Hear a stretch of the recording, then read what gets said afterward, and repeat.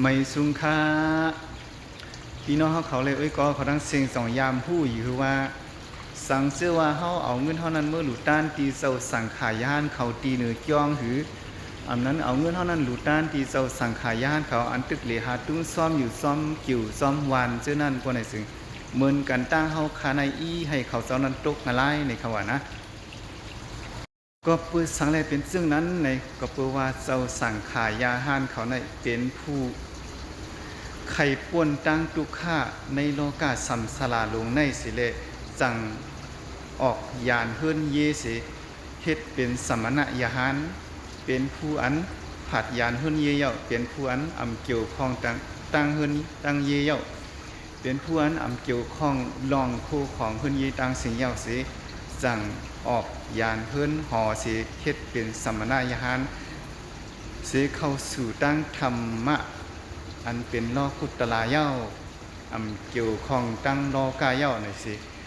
สั่งไล่ชื่อว่าสมณะยาหันในเขา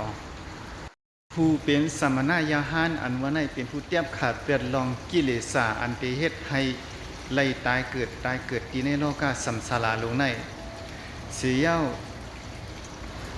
สั่งเข้าสู่เส้นตั้งโลกุตลาเปิดหาเส้นตั้งออกป่นมุ่นหลอดในโลกาสัมสาราลงในจำหนังอันพระเป็นเจ้าเฮาเลยสั่งสอนไว้อยู่ตาสีว่าลองเกิดเป็นตุกลองแก่เป็นตุกลองเจ็บแก่นเป็นตุกลองตายเป็นตุกเสียในค่ะเนาะก็เปิดใครป่นหลอดในทางตุกเสียในสีแลสั่งเฮ็ดเป็นสมณะยาหาน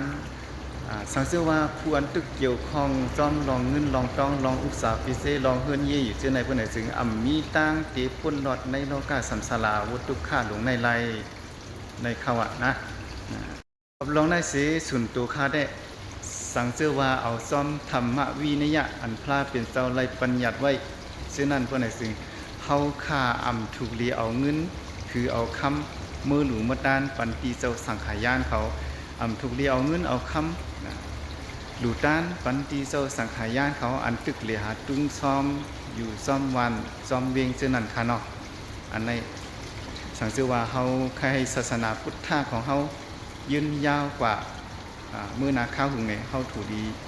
เวไก่นี่ลองดูเงินดูคำปันตีเจ้าสังขายานเขาค่ะเนาะ